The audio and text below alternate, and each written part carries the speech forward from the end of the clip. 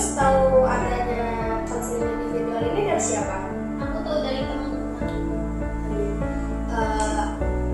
Sebelum acara ini dimulai, alangkah baiknya kita baca doa dulu. Baca doa dimulai. Selesai. Sebelumnya Mbak Ratu udah pernah konseling individual belum? Belum tahu. Oh, baik. Jadi saya akan menjelaskan terlebih dahulu ya. Jadi konseling individual itu suatu proses pemberian layanan secara face to face atau secara langsung dan bertujuan untuk mengembangkan potensi Mbak Ratu. Jadi konselor individual itu ada 5 asas. Yang pertama asas kerahasiaan, di mana klien tidak perlu khawatir karena konselor sudah bersumpah. Terus yang kedua itu ada asas keterbukaan, di mana Mbak Ratu harus terbuka dan bebas untuk mengungkapkan pendapatnya. Yang ketiga itu ada asas kesukarelaan. Nah, Mbak Ratu kesini dengan sukarela ya. Alhamdulillah. Terus yang keempat itu ada asas kekinian. Jadi asas kekinian itu suatu permasalahan yang di masa lampau yang mengganggu di masa kini.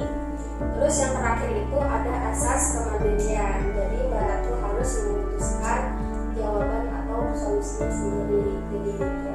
Gimana Mbak Ratu? Apakah terdengar jelas bagi Mbak Ratu? Iya, Bu, sudah jelas. Baik, apa yang Mbak Ratu bahas atau fokus pada hari ini? Jadi terima kasih Bu sebelumnya sudah menjelaskan. Di sini saya merasa sangat tertekan pada akhir-akhir ini, banyak hal yang terjadi di kampus dan saya juga merasa tidak bisa menghadapinya itu. Saya mengerti. Mbak Ratu bisa ceritakan lebih lanjut tentang apa yang membuat Mbak Ratu merasa tertekan. Itu pertama-tama di sini saya merasa beban akademis semakin berat, terus tugas dan ujian datang bertubi-tubi dan saya merasa kesulitan untuk mengatur waktunya itu, Bu. Itu adalah masalah yang umum di kalangan mahasiswa. Apakah Mbak Ratu sudah mencoba metode tertentu untuk mengatur waktu atau menyelesaikan tugas? Iya, Bu, aku udah mencoba buat daftar tugas tapi masih suka merasa kewalahan dan akhirnya jadi tertunda-tunda. Menunda-nunda bisa menjadi tantangan besar. Bagaimana jika kita membuat jadwal harian yang lebih realistis? Kita bisa memasukkan waktu istirahat agar Mbak Ratu tidak merasa terlalu terbebani. Baik Ibu, itu sepertinya membantu. Selain itu saya juga merasa kesepian.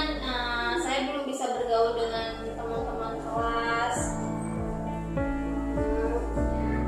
Kesepian bisa sangat sulit, terutama di lingkungan baru seperti kampus. Apakah Mbak Ratu sudah mencoba bergabung dengan organisasi atau kegiatan ekstrakurikuler? Belum sih Bu, cuman di sini aku merasa kayak ragu untuk bergabung karena takut diri aku tidak cocok dengan orang-orang yang di sana. Rasa ragu itu wajar, namun bergabung dengan organisasi bisa menjadi cara yang baik untuk bertemu orang baru atau membangun jaringan hubungan.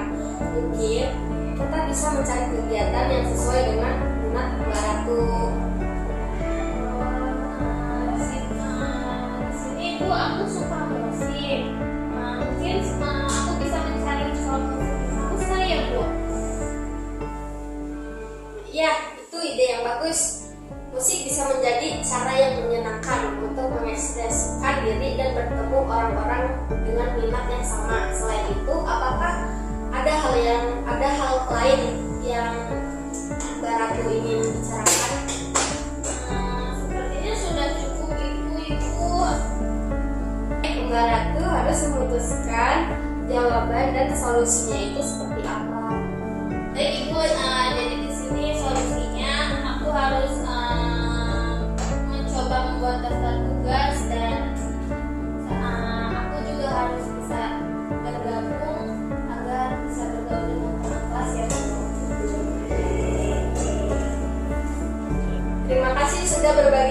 dengan